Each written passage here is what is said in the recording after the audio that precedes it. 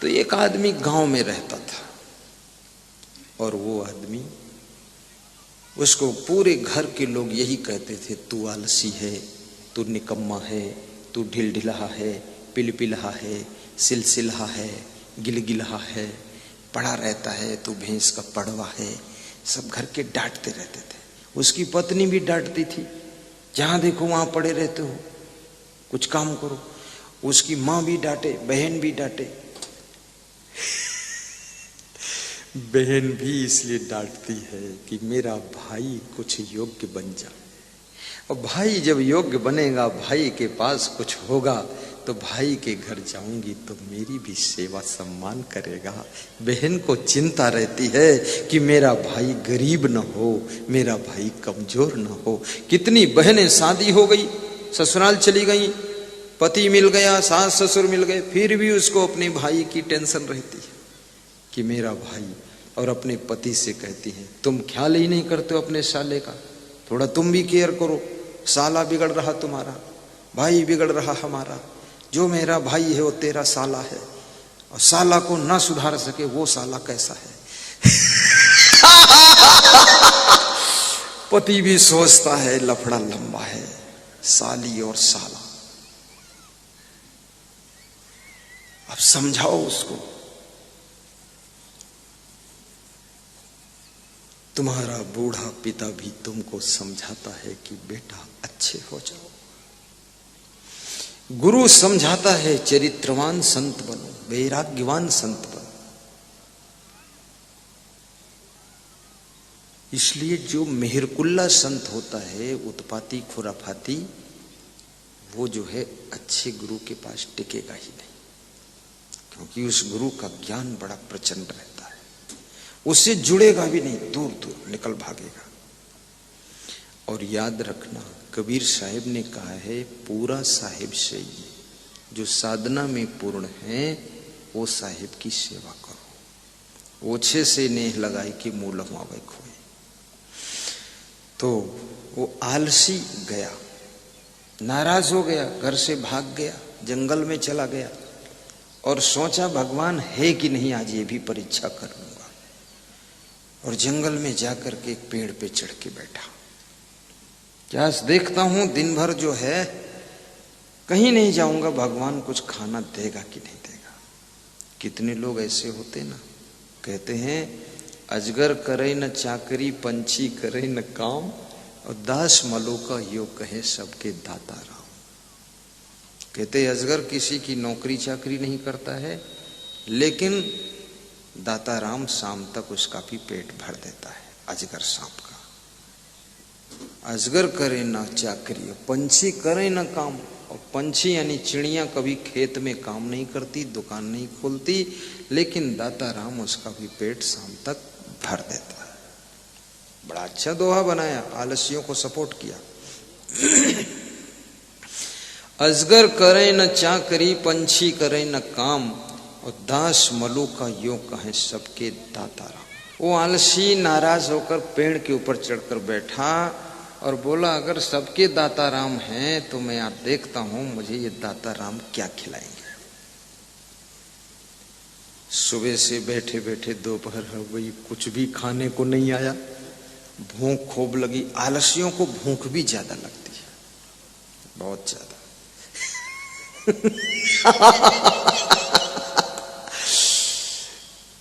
दोपहर बीत गया, कोई खाना भी नहीं लाया, चाय भी नहीं, नाश्ता भी नहीं। तो उसने देखा अचानक लोमड़ियों का झुंड आया है। बात समझना, मजेदार है। लोमड़ी, लोमड़ी जानते हो? हैं? ना जानते हो तो जानकारी कहीं अलग करना, मुझे नहीं मालूम लोमड़ी को दूसरा क्या बोलते। लोमड़ी का झुंड आया, 100-150 लोमड़ी आ गई। उसी पेड़ के नीचे इधर उधर घूम रही थी। और लोमड़ी 10 मिनट से घूम रही थी। कोई लोमड़ी बैठी थी, कोई खड़ी थी, कोई उछल रही थी, कोई कूद रही थी। और इसी बीच में कूद करके एक शेर आ गया दौड़कर। शेर तो लोमड़ी को मारकर खा जाता है। जब शेर आया, शेर को देखते ही सभी लोमड़ियां आनंद फानंद सब भाग गई। एक लोमड़ी नहीं भागी, वो वहीं खड़ी रही, क्योंकि वो लोमड़ी लंगड़ी थी, उसकी टांग टूटी थी, वो भाग नहीं पाती थी। अगर टांग ठीक होती तो वो भी भाग जाती।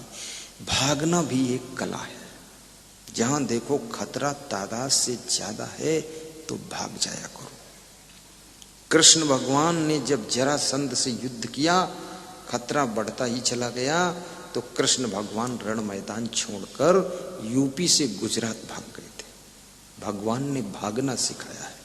अगर तुम्हें लगे सनोखर में ज्यादा खतरा है तो यहां से भागकर साहिबगंज चले जाओ। सब जगह भागना भी नहीं चाहिए। नाना अंगद जैसा पांव बढ़ा देना चाहिए। कभी अंगद बन जाओ, कभी कृष्ण बनकर रणछोड़ हो जाओ। और जब वो लोमड़ी नहीं भाग सकी, कहानी यही तो है ना। लंगड़ी थी लोमड़ी, टांग टूटी थी लोमड़ी की, तो लोमड़ी वहीं लंगड़ा रही है और भाग नहीं सकी। और शेर आ गया, सब लोमड़ियां भाग गईं और पेड़ के ऊपर बैठा हुआ आलसी व्यक्ति देख रहा है। उसके भी होश उड़ गए कि सबके दाता राम, ये दाता राम शेर बनकर आया है, कहीं पेड़ पर न चढ़े जो हमको पूरा अंतिम राम कर दे। वो भी डर गया। आलसी ज्यादा संकट में पड़ता है, क्योंकि वो फोकट का चाहता सब मिल जाए। शेर दौड़ा, झपटा और उस लोमड़ी के पास में कूद कर आ गया, जो लंगड़ी लोमड़ी थी, बम बम जी। और उस लोमड़ी के पास में पहले से वो शेर अपने मुंह में 1 किलो का मांस का टुकड़ा लेकर आया था और उस लोमड़ी के पास में रख दिया और शेर चुपचाप चला गया। तब उसको पता चला कि सबके दाता राम, लोमड़ी उस मांस के टुकड़े को खा रही है, पूंछ हिला रही है। सोचता है वो आलसी आदमी कि शेर तो लोमड़ी को खा जाता है, लेकिन ये कैसा शेर और ये कैसी लोमड़ी, इसका कैसा रिश्ता, कैसा प्रेम, जो शेर उसके लिए मांस का टुकड़ा 1 किलो का छोड़ कर गया खाने के। बहुत बड़ी बात हो गई। शाम होने लगी, कोई भोजन नहीं लाया उसके लिए, कुछ नहीं। अब उसने सोचा, उसकी हिम्मत बढ़ गई कि जब लोमड़ी के लिए खाने का मांस शेर दे सकता है तो मेरे लिए भी तो कोई दे सकता है। वो गांव में आया तो उसी गांव के किनारे गंगा जी थी। गंगा के किनारे एक साधु आश्रम बनाकर कोई बाबा जी रहते थे। बाबा लोगों में भी बड़े महान बाबा छिपे होते हैं। अगर वे कह दें जाओ तुमको ये भला होगा तो हो जाएगा। तो बाबा के पास गया और बाबा से बोला, बाबा ये बताओ, तुम लोग सब भजन सुनाते हो, प्रवचन सुनाते हो कि अजगर करे न चाकरी, पंछी करे न काम, और दास मलू का यों कहे सबके दाता राम। तो बाबा आज मैं सुबह से भूखा हूं और ये दाता राम ने हमको तो कुछ दिए ही नहीं, हम तो शाम तक भूखों मर मिटे। और फिर वो कहानी सुनाया कि मैं जंगल में गया, पेड़ पर बैठा, शेर आ गया, लोमड़ियां भाग गई, एक लंगड़ी लोमड़ी रह गई, शेर ने मांस का टुकड़ा उसको दिया, वो खाई, तो हमको क्यों नहीं मिला? दाता राम ने हमारा ख्याल क्यों नहीं किया? तो बोले एक बात याद रखना, वो दाता राम जो है भगवान है, वो आपको लोमड़ी नहीं बनाना चाहता है, वो आपको शेर बनाना चाहता है कि तुम दूसरों को टुकड़ा लाकर खिलाओ, तुम टुकड़ा का इंतजार मत करो। इसलिए दाता राम ने तुमको दिया नहीं है, तुमको देने वाला बनाना चाहता है, दूसरों को दो जा करके। वो सालसी को ज्ञान हो गया। उसी दिन से वो परिश्रम करने लगा। कमाई कर तो इतनी कर कि कमाई की तू हद कर दे, और यदि घर में गरीबी है तो गरीबी का खाता तू रद्द कर दे, गरीबी का खाता तू रद्द कर दे। इतना कमाओ, इतना बड़ा बिजनेस करो, इतना बड़ा कुछ विस्तार करो जिससे कि आपको भी खाने को मिले और आपकी कमाई में 1000-2000 लोगों की भी रोटी चले। मैं बेंगलोर गया था मुकेश भाई के यहाँ, ये मुकेश भाई खड़े हो, तुम एक बार हो, बबीता खड़ी हो जा, ये दोनों इंजीनियर हैं पति पत्नी, देखो सरल कितना है। ये फ्लैट में रहते हैं, वहां इनके घर गया था बेटी तो इनसे मैंने पूछा तुम सर्विस कहाँ करते हो? मैंने सोचा भाई बेंगलोर में आदमी रहता तो कैसे रहता है, इसका मतलब यहाँ प्लेटफॉर्म क्या है। तो उन्होंने बताया कि मैं सॉफ्टवेयर कंपनी में नौकरी करता हूँ। मैंने कहा उसमें कितने एम्प्लॉयर हैं? तो आपने बताया उसमें 4 लाख लोग नौकरी करते हैं। तो हमने कहा किसका है वो कंपनी? बोले टाटा जी का है। तो मैंने कहा 4 लाख? बोले नहीं, एक दूसरी और कंपनी उनकी है सॉफ्टवेयर की, वहां भी 4-5 लाख लोग सर्विस करते हैं। टाटा ने इतना बड़ा काम किया है कि सॉफ्टवेयर कंपनी में लगभग 8 लाख परिवारों का पालन पोषण चल रहा है। उनके पास भी कार है और टाटा के पास भी कार है। देखिए, ऐसा काम करो जो तुम्हारे काम के बीच में कम से कम सैकड़ों हजारों परिवार भी पलने चाहिए। अपनी रोटी का प्रबंध नहीं कर सके, ये इंसान का धर्म नहीं है। हजारों की रोटी का प्रबंध करो, उसे ही महान कहा जाता है।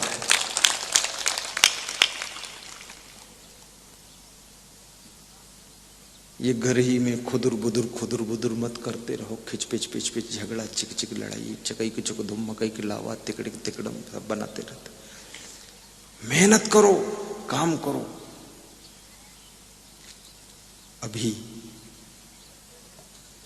जो आपके रिलायंस के मालिक हैं मुकेश अंबानी, अनिल अंबानी, इनके पास भी 10-5 लाख लोग सर्विस कर रहे हैं। बहुत बड़ा सिस्टम है। कुछ ऐसे भी काम करो, और इसके लिए योग्य बनना आवश्यक है। योग्यता विहीन व्यक्ति किसी काम के लायक नहीं होता है। और नम्रता भी रखो। अभिमान तुम्हारी योग्यता का प्रयोग होने में बहुत बड़ा बाधक तत्व होता है। सरल भी बनो और अपने अहंकार को टुकड़े टुकड़े कर डालो। सदगुरु कबीर साहिब कहते हैं, उनसे प्रश्न पूछा गया कि भक्ति बड़ी है कि संपत्ति बड़ी है? थोड़ी देर और प्रवचन होगा, ज्यादा नहीं। तो कबीर साहब कहते हैं, अरब खरब लो द्रव्य हो, उदय हस्त लो राज, भक्ति महातम ना तुले ई सब कौने काज। मनुष्य के पास में अरबों खरबों धन हो जाए, लेकिन यदि भक्ति नहीं है तो धन ऐसे है जैसे शरीर बहुत सुंदर है, और भक्ति ऐसे है जैसे शरीर में जान है। और जिस शरीर में जान नहीं है वो शरीर कितना सुंदर हो, 12 घंटे सड़ने लग जाता है। और जिसके संपत्तिवान व्यक्ति के पास में यदि भक्ति न हो, धनवान के पास में धर्म न हो, तो वह व्यक्ति थोड़े ही दिनों में सड़ी गली आदतों में फंस करके और उसकी दुर्गंध उठने लग जाती है। भक्ति आपके जीवन में सुगंध पैदा करती है। इसलिए बार बार सत्संग सुनना चाहिए, मोबाइल की यूट्यूब से भी सुनना चाहिए। इसमें ऐसे कितने लोग हैं जिन्होंने मेरा प्रवचन मोबाइल के यूट्यूब में सुना है? जरा दोनों हाथ उठाओ। मोबाइल के शुभानंद ने भी सुना है, शिष्य हमारे हैं, नीचे कर लो। ऐसे कितने लोग हैं जिन्होंने टीवी में भी प्रवचन सुना? रात 9 बजे आस्था भजन चैनल में हाथ ऊंचा करो, टीवी वाले हैं। अरे वाह, क्या भक्ति! विधायक साहब के घर में भी भक्ति पहुंच गई है। अब हम पीछे से हम भी पहुंचेंगे। राम के पास भी भक्ति थी, कृष्ण के पास भक्ति थी, मीरा के पास राजमहलों में भक्ति थी, शिवरी के पास झोपड़ी में भक्ति थी, सुदामा के पास गरीबी में भक्ति थी, और ध्रुव के पास जंगल में भी भक्ति थी, और प्रहलाद के पास फैमिली के विरोध में भी भक्ति थी, और भाई के प्रताड़ना के पश्चात भी विभीषण के पास में भक्ति थी। और जहां जहां भक्ति होती है वहां वहां घर घर में शांति रहती है। इसलिए भक्ति पैदा करो। सबसे पहले गुरु के चरणों में भक्ति पैदा करो। गुरुदेव के चरणों में प्रेम हो, श्रद्धा हो, आस्था हो, निष्ठा हो, लगाव हो। और वही प्रेम जब विशाल रूप लेगा तो उसी प्रेम का कुछ अंश माता पिता की भी भक्ति करो, उनके चरणों में भी प्रेम बढ़ाओ। माता पिता से नाराज मत हुआ करो। कितने लोग सोचते हैं हमारे माता पिता जो है बहुत साधारण है, बुद्धि कम है, बदसूरत है, बैठने उठना नहीं आता है। अरे मत बोल तू फालतू बात। मिट्टी तो मिट्टी ही रहती है, मिट्टी मिट्टी है, मिट्टी रहेगी, लेकिन मिट्टी में ही गुलाब का फूल खिलता है, मिट्टी से ही गेहूं पैदा होता है, मिट्टी से चना धान सरसों पैदा होती है और मक्का पैदा होता है, और मिट्टी में ही सोना पैदा होता, मिट्टी में कोयला तांबा लोहा जस्ता अभ्रक पैदा होती है। मिट्टी खुद तो मिट्टी रहती है, लेकिन मिट्टी हीरा भी पैदा करती है। याद रखना, तुम्हारे बाप भले साधारण हैं, मां साधारण है, लेकिन तुम जैसे सोना चांदी हीरा जवाहरात को पैदा किया होगा। कितने लोग सोचते हैं हमारे गुरु जो है बहुत साधारण है, उतना होशियार नहीं। अरे होशियार नहीं, तुमको पैदा किया, मूर्ख कहीं का, फालतू बात मत कर। खूब होशियार है, वो होशियार ना होता तो तेरे को शिष्य बनाकर ज्ञान कैसे देता। अब तुम ज्यादा होशियार हो गए तो गुरु पर ही चक्कू चला रहे हो, फालतू बात कर। गुरु होशियार हो न हो, कम से कम उसने इतना ज्ञान दिया, तुम अमर हो, अजर हो, अविनाशी हो, आत्मा हो, आत्मा रूपी परमात्मा हो, शरीर नश्वर है, परस्पर प्रेम से रहना, त्याग से रहना, वैराग्य से रहना, भक्ति करना, इतना कम बताया उसने? बहुत बता दिया। और ये बता दिया, इसको तुमने पालन किया और इस पर रास्ते पर चल पड़े, तभी तो तुम महान बने। अब खाम खां गुरु पर तर्क कर रहे हो फालतू। तुमको महान बनाने वाला वो है। सुनार तो सुनार ही रहता है, जिंदगी भर हथौड़ी चलाता रहता, आग जलाता रहता, सोना को तपाता रहता, ढालता रहता है, लेकिन जिस सोना को आग में तपाकर हथौड़ी से पीट कर और ढाल करके गले का हार बना देता है, सभी जब तुम गले में हार पहनकर बैठती हो तो सब देखते हैं इसके पास गले में हार है, सुंदरता बढ़ जाती है। जिसको मतलब है बस अपने आराम से, जिसको मतलब, बहर तबील है, ये ऊंची आवाज में बोलना पड़ रहा है, कोई बुरा तो नहीं लग रहा? अच्छा लग रहा कि बुरा लग रहा? ऊंची आवाज लगा देता हूं, लगा दूं, क्या फर्क है। कवि कह रहा है, जिसको केवल अपने मतलब से काम है वो आदमी नहीं कहा जा सकता। जिसको मतलब है बस अपने आराम से, जिसको मतलब है बस अपने आराम से, दूसरों की मुसीबत से क्या वास्ता। जिसने माता पिता की न सेवा किया, उसको गंगा नहाने से क्या फायदा। जिसने माता पिता की सेवा किया, उसको गंगा नहाने से क्या फायदा। जिसने माता पिता की सेवा किया, उसको गंगा नहाने से क्या फायदा। उसको गंगा नहाने से क्या फायदा। बहुत सुंदर। आपके पड़ोस में गंगा जी है, इधर है कि उधर है? इधर। गंगा जी में तुम कभी कभी डुबकी लगाते हो, लेकिन गंगा जी में तुम कितनी डुबकी लगा लो, यदि तुमने सेवा की गंगा में डुबकी नहीं लगाया, प्रेम की गंगा में डुबकी नहीं लगाया, सत्संग की गंगा, भक्ति की गंगा, क्षमा की गंगा, दया की गंगा में डुबकी नहीं मारा, तो केवल गंगा में डुबकी लगाने से कल्याण नहीं होगा। गंगा केवल तन के मैल को धो सकती है, लेकिन सत्संग की गंगा मन के मैल को धोती है, और सेवा की गंगा तुम्हारी पूरी जिंदगी के मैल को धोकर साफ करती है। सेवा का स्थान सबसे बड़ा स्थान क्यों बताया गया? सेवा में दो बातें होती हैं।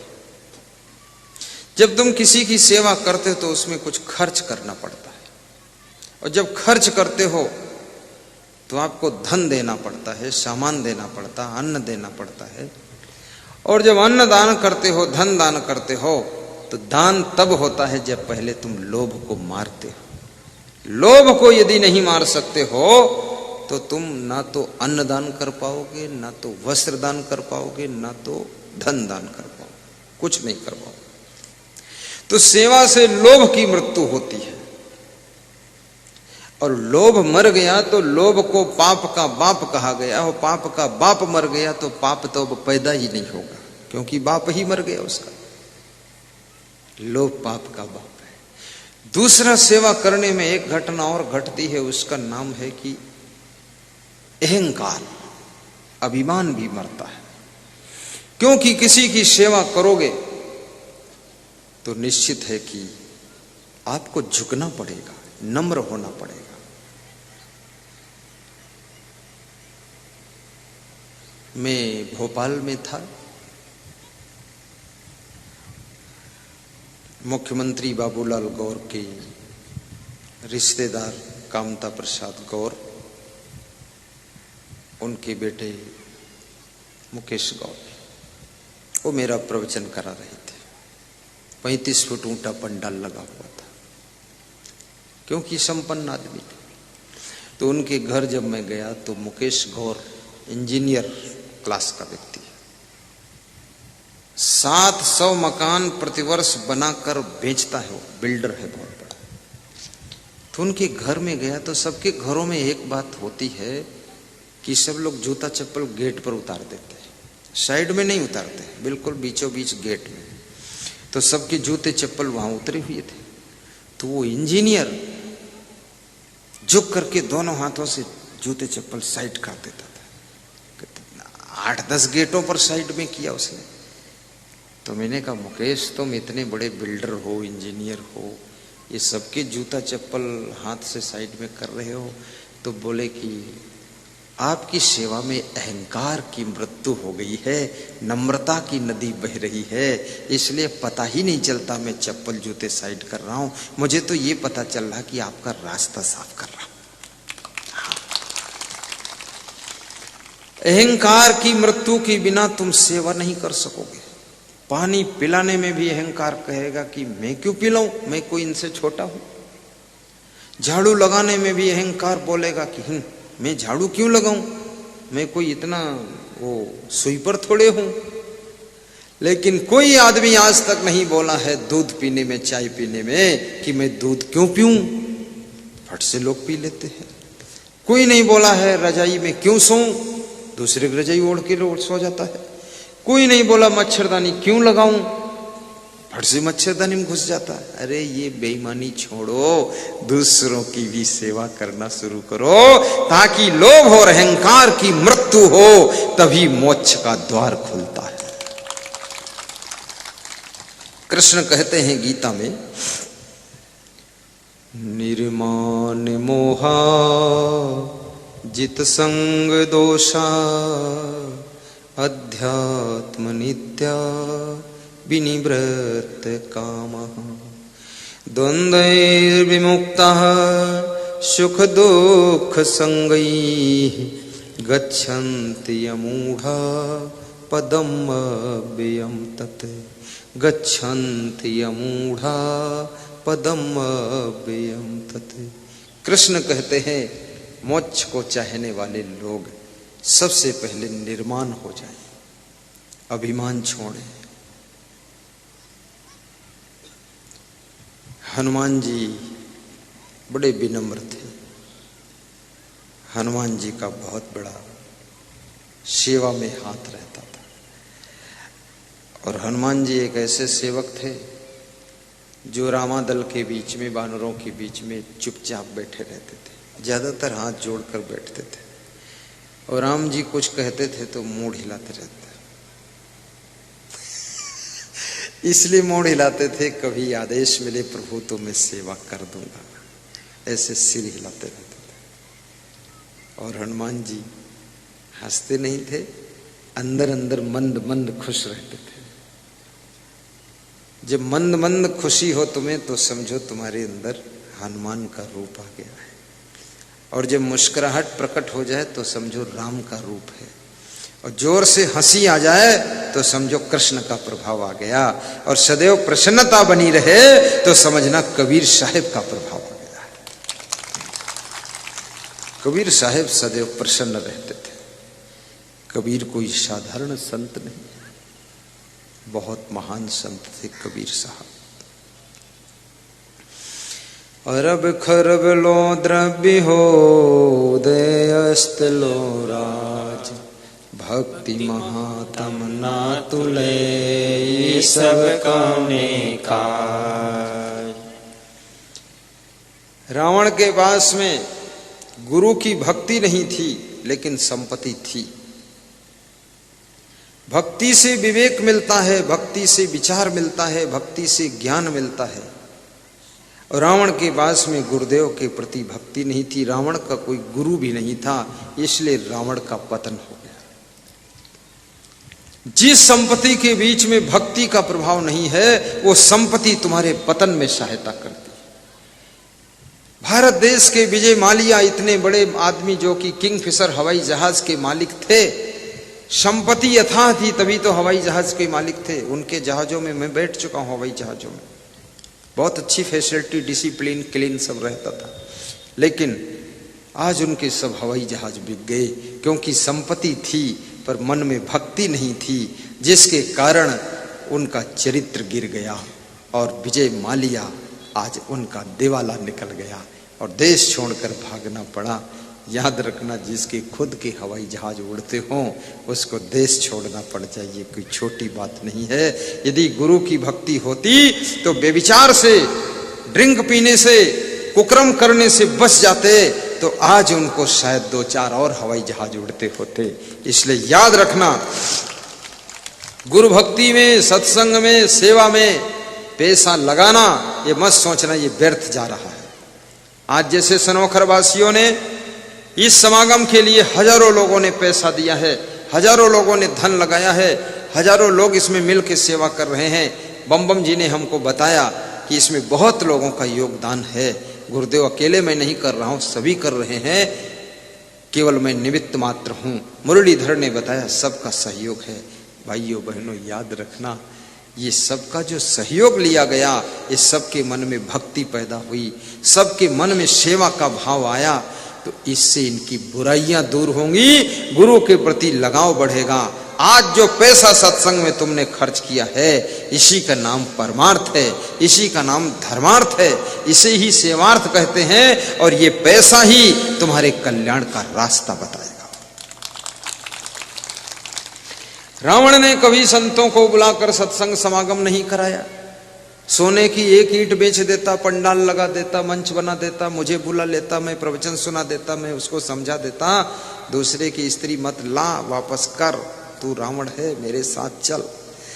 लेकिन वो हमारे जैसे संत को बुलाया ही नहीं। क्या है रावण का जीवन? विभीषण के पास में भक्ति थी लेकिन संपत्ति नहीं थी, तो विभीषण को राम ने गले लगा लिया। रावण के पास में संपत्ति थी लेकिन भक्ति नहीं थी, तो भगवान राम ने रावण का वध कर दिया। याद रखना, भक्ति का महत्व ज्यादा है। जिनके पास भक्ति होती है उसको भगवान भी गले लगाता है, और जिनके पास भक्ति नहीं है, केवल संपत्ति है और संपत्ति का नशा चढ़ता है, उन लोगों को भगवान भी समाप्त कर देता है। कबीर साहब ने कितना सोच करके 2 लाइन में बहुत बड़ी बात समझा दी कि अरब खरब लो द्रव्य हो उदय अस्तलो राज, भक्ति महात्म ना तुले ये सब कौने काज। कबीर साहब कहते हैं धन संपत्ति को भक्ति के महत्व के बराबर नहीं माना जा सकता है। भक्ति को तराजू के एक पलड़े में रख दो और संपत्ति को तराजू के दूसरे पलड़े में रख दो, डांडी पकड़कर उठा दो, भक्ति का पलड़ा भारी होगा और संपत्ति का पलड़ा हल्का होगा। भाइयों बहनों याद रखना, संपत्ति कमाना लेकिन भक्ति जरूर कमाना, क्योंकि भक्ति के बिना संपत्ति मुर्दा है, और जहां भक्ति है तो संपत्ति में भी जान आ जाती है। अशोक सम्राट ने महात्मा बुद्ध की भक्ति किया था, और महात्मा बुद्ध की भक्ति करके अशोक सम्राट ने 100 करोड़ स्वर्ण मुद्रा दान देने का संकल्प लिया था। ये साधारण नहीं है अशोक सम्राट। अनाथ पिंडक ने 99 करोड़ स्वर्ण मुद्रा महात्मा बुद्ध को दान दिया था धर्म प्रचार के लिए, बौद्ध धर्म प्रचार के लिए। धर्म प्रचार के लिए बहुत बड़े धन की आवश्यकता होती है। ये छोटे मोटे धन से धर्म का प्रचार नहीं होता है। भाइयों बहनों, याद रखना, कभी भी धर्म प्रचार के लिए आवश्यकता पड़े, दिल खोल करके धन दान करना और शरीर से भी सेवा करना। अशोक सम्राट ने अपने पुत्र महेंद्र सिंह को, अपनी बेटी संघमित्रा को बौद्ध धर्म का प्रचार प्रसार करने के लिए विदेश भेजा था। आज कौन बंदा ऐसा है जो अपने बेटे को भेज सकता है? जैसे ये हमारे साथ संत है, इसके माता पिता ने, उनके माता पिता ने, उनके माता पिता, सब ने, इन्होंने अपने बेटे को धर्म प्रचार प्रसार करने के लिए मेरे साथ भेजा है, बेटा बेटी को। ये सब धर्म प्रचार, ये भी किसी माँ बाप के सुपुत्र हैं, धर्म प्रचार के लिए बीड़ा उठा लिया है। और मैं तो कहूँगा तुम भी धर्म प्रचार का बीड़ा उठाना। इतना तो करना शुभानंद आप भी, कि अपने गांव में, पास में, मित्रों में कहना कि मोबाइल के यूट्यूब में गुरुदेव का प्रवचन सुनो, असंग सर्च करो। तुम इतना तो करना सब लोग कि टीवी में आस्था भजन चैनल में रात को 9 बजे प्रवचन का प्रचार करना, और मोबाइल के यूट्यूब के प्रवचन को लाइक करना, सब्सक्राइब करना, और प्लस बेलकाइन जो लगी है ना, क्या बोलते हैं, बेल आइकन, उसको भी टच कर देना। तो इससे जो है आपकी मोबाइल में सबसे पहले प्रवचन आएगा, जो वीडियो लोड किया जाएगा नया फर्स्ट मिलेगा। अभी तो हमारे संत जी ने यूट्यूब में लाइव टेलीकास्ट शुरू कर दिए। जो यहाँ प्रवचन हो रहा है ना, ये लाइव टेलीकास्ट हो रहा है यूट्यूब में।